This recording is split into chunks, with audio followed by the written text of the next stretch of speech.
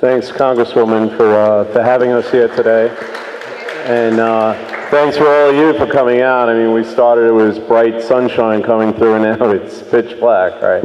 So I'll be very brief for myself. I mean, I'm not an engineer. I'm from the Community Affairs Office. I do have an engineer with me over here, and all I could tell you, and I know, Tim, you had some specific questions, and certainly we'll address it, and maybe some of the misinformation, even if that's the case. Hopefully we'll be able to clear that up either tonight or sometime in, this week. I'll speak to who I need to speak to.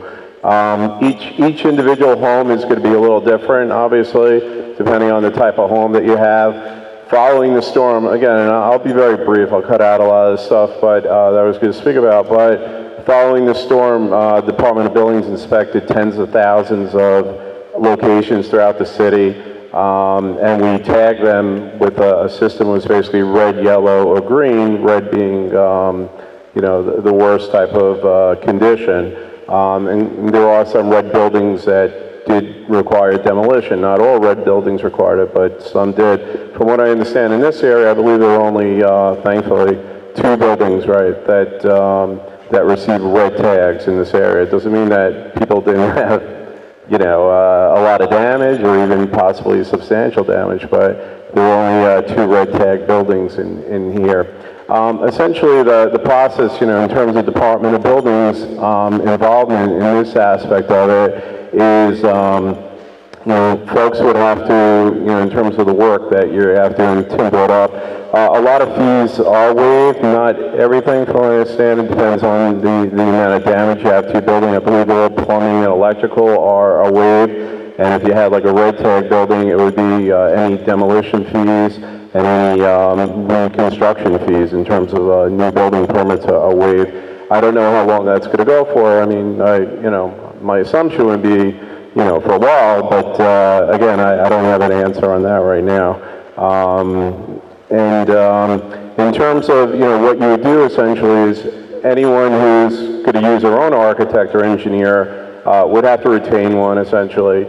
And they don't need to create like full plans or anything, but there's a certain amount of,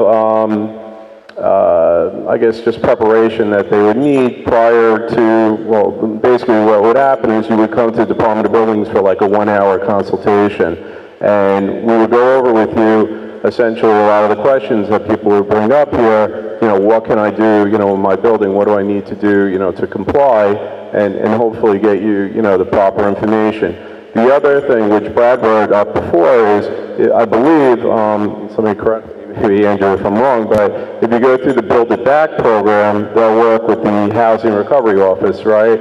And they'll be sort of they'll intercede with you with the Buildings Department in that sense because they're using their contractors and engineers, right? Thank you, Andrew. Okay, so that's sort of the other route that you could go if you don't choose to use your own people. Like I said, let me just see, I just wrote down a couple of notes here. We have one of our engineers, Kaiser Ahmad, is with us over here. We have another engineer, unfortunately, he couldn't make it tonight. He was supposed to come, but he couldn't last second. But he'll be happy to sit with any of you. We'll stay as long as we need to go over any specific issues. And then, of course, like I said, if you go the route where, using your own professional, either a professional engineer or a registered architect, we'll set up a time to meet with you for at least an hour in our offices in the Brooklyn office on Drummond Street to go over what you need to do, what type of plans and, what type of changes you may need to make to be compliant. Again, I don't want to take up a lot of everybody's time. I know it's very late, and I do want to give people the opportunity to, to come over and speak to us at the table. And again, I can't really answer the very deep technical questions. That's really for our engineering staff. But does anyone have any, just some quick general questions from me? Yes, sir. We know that we're going to lose a floor in our house. At this point in time, we then take that space and add it above the full space. Everything depends, and that's why I said if you come speak to our engineering staff, we can look at specifically where you're located and what your base flood elevation is and the freeboard and everything else, and then we could talk more concretely. Yes, Tim? So are we expected to put our building plans on hold until at least October in order for this new excellent to go in? Or we've been displaced out of our homes for a year at this point, we can't even start building until...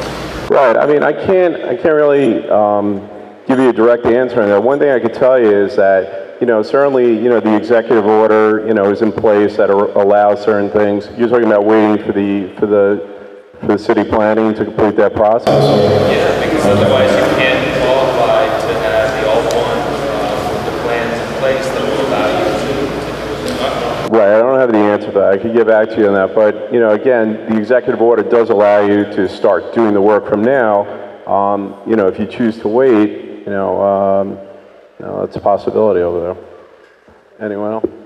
Yeah, a general question. What happens to that executive order after the mayor's term ends? Is it beyond his term? After what, I couldn't get The executive order.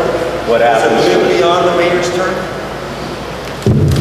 Yeah, I guess, you know, it stays in effect, and maybe I could ask, is city planning still here?